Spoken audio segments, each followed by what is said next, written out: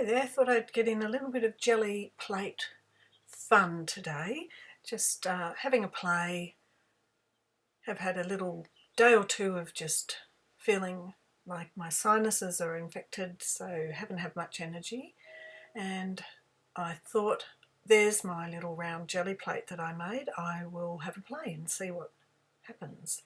So I've got a roller and I've got a book that I've pulled apart, which is I think it's about a 1950s book about Joseph Haydn, the composer. So I've been using that. There's a little bit of cardboard I'm using to make some imprints, and the first round thing I used was actually a finished spool of embroidery, or of cotton from the sewing machine, and it was empty, so I thought, well, I'll use the end of that. And I noticed that my paints that I'm using are a little bit thick because they are Matisse structure, so I'm aware that that's not the ideal paint to be using. However, I still got a couple of prints off that I was happy with. Just cleaning up the plate there with a bit of a tag, just a paper tag that I'd cut out previously. And just using a spare bit of paper for my roll-offs, because that will be fabulous collage fodder later. I was quite interested in having a go at some stencils, seeing how that went, and enjoying really the circular shape.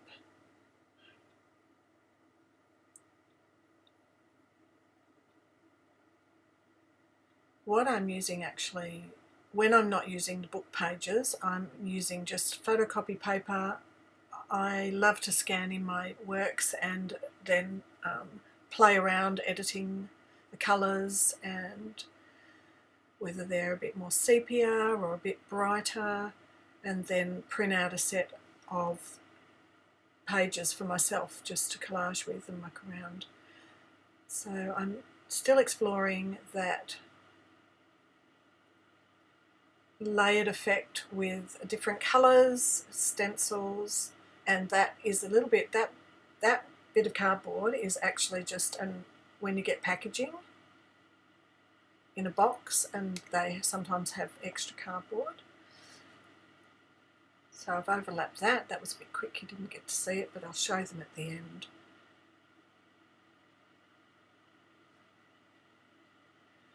Brought in a bit of blue, a bit of brightness, and also the way I edit the blue, I can get quite a bright blue on my computer. So I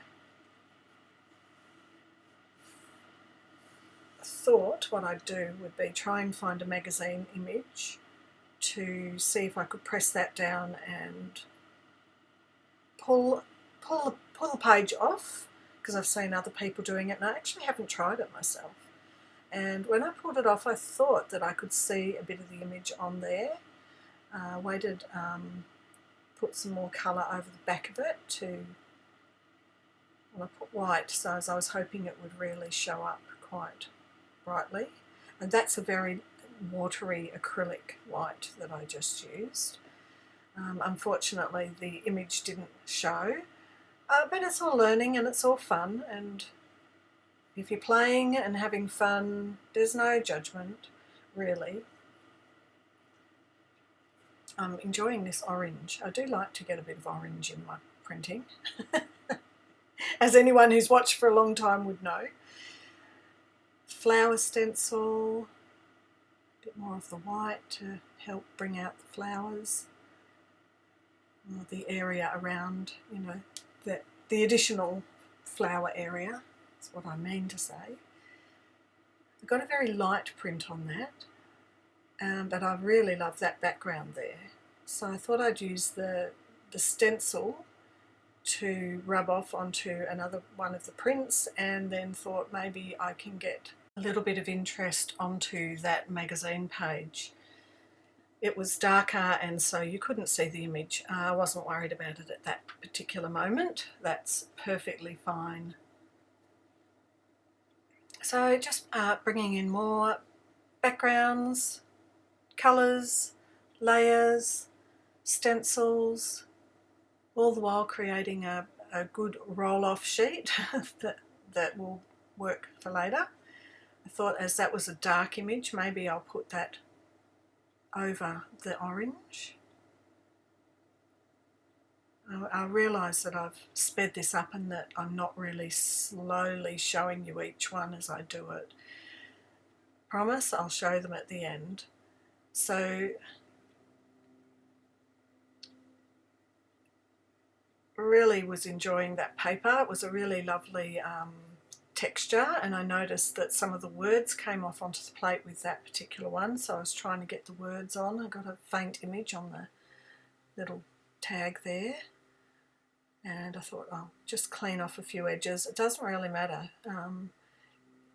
You can keep on adding layers and layers, cleaning up my rollers, and then I spent a little bit of time getting the pages dry that I'd made, and I decided to cut them out. So they were all circular, but I left them rough and ready, and I cut them all out into different rounds until I had them all laid out in front of me and I could see what I'd made.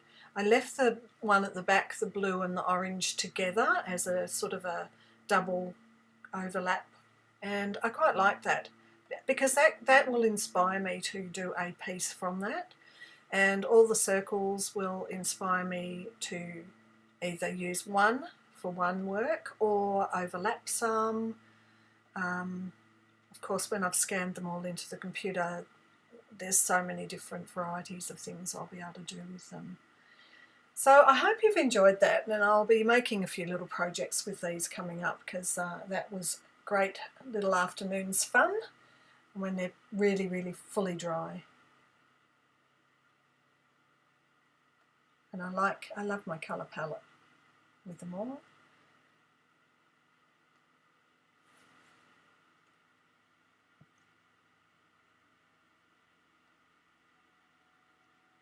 Thought maybe I can put my tags together.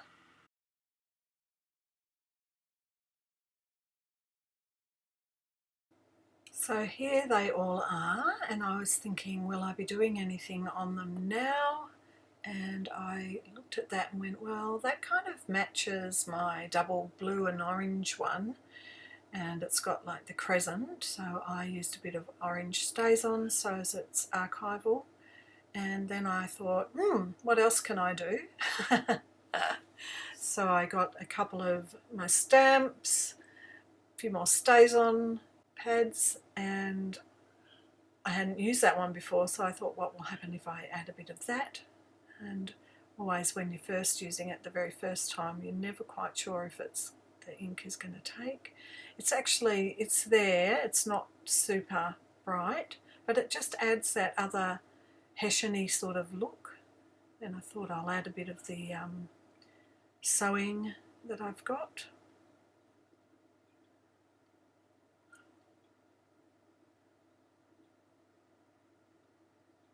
So the stamp is anonymous, the Tim Holtz stitching. Just adds a playful element to the edges.